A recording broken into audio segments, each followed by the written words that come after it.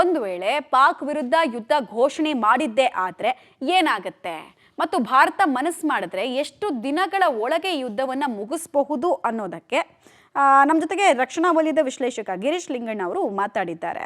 5 ದಿನದಲ್ಲಿ ಎಲ್ಲ ಮುಗಿಸ್ಕೊಂಡು ಬಿಡ್ಬೋದು, ಅಷ್ಟೊಂದು ದೊಡ್ಡ ಪವರ್ ಭಾರತದ ಮಿಲಿಟರಿಗಿದೆ ಅಂತೆಲ್ಲ ಅವ್ರು ಹೇಳಿದ್ದಾರೆ.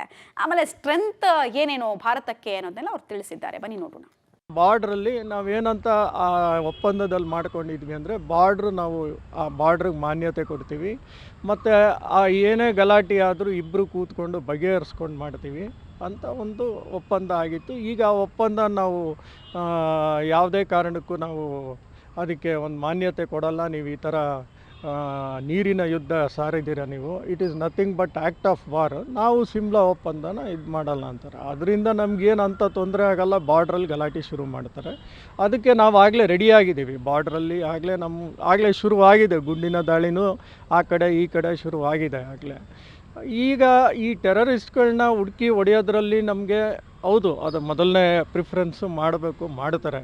ಬಟ್ ಅಷ್ಟಕ್ಕೆ ನಿಂತೋಗ್ಬಿಡುತ್ತಾ? ಇವ್ರು 4 ಜನ ನೋಡಿದ್ರೆ ಇನ್ನೊಂದು 50 ಜನ ಹುಡ್ಕೋತಾರೆ. ಇದು ಯಾವತ್ತಿದ್ರೂ ಎಲ್ಲಿ ತಲೆ ಎಲ್ಲಿ ಕೂತಿದೆಯೋ ಅದನ್ನು ತೆಗಿಬೇಕು.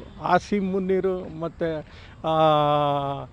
ಅವನ ಫೀಸ್ ಇದನ್ನಲ್ಲ, ಅವ್ರುಗಳನ್ನ ಹೊಡೆಯೋ ತನಕ ಇದು ಕಮ್ಮಿ ಆಗೋದೇ ಇಲ್ಲ.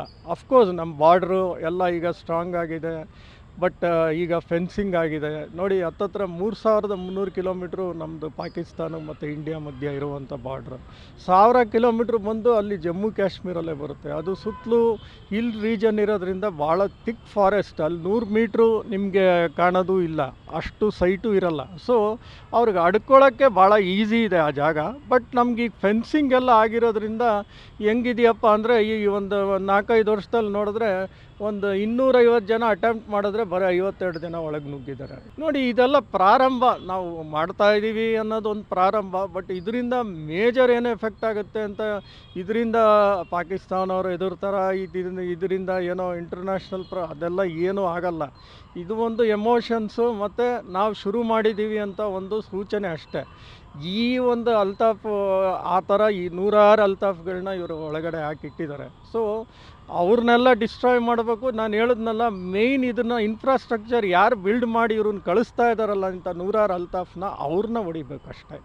ಇದು ನಮಗೇನೋ ಒಂದು ಸಮಾಧಾನಕರ ಸಿಗುತ್ತೆ. ಹೌದು, ಯಾರೋ ಬಂದು ಹೊಡೆದ್ರಲ್ಲ, ಅವ್ರನ್ನ ಹೊಡೆದು ಉಳಿಸ್ಬಿಟ್ಟಿದ್ದೀವಿ ಅಂತ. ಇದು ಇಲ್ಲಿಗೆ ನಿಲ್ಲಲ್ಲ. ಇದು ಕಾಶ್ಮೀರಲ್ಲಿರ್ಬೋದು, ನಾಳೆ ಕರ್ನಾಟಕಕ್ಕೂ ಬರ್ಬೋದು, ಅವರು ಎಲ್ಲಿ ಬೇಕಾದ್ರೂ ಬರ್ಬೋದು. ಸೊ ಇದನ್ನು ನಾನು ದೊಡ್ಡ ವಿಜಯ ಅಂತ ನಾನು ಹೇಳಲ್ಲ. ಅಫ್ಕೋರ್ಸ್ ಒಂದು ರೈಟ್ ಹೆಜ್ಜೆಯಲ್ಲಿ ನಾವು ಮೂವ್ ಮಾಡ್ತಾ ಇದ್ದೀವಿ ಅಷ್ಟೇ.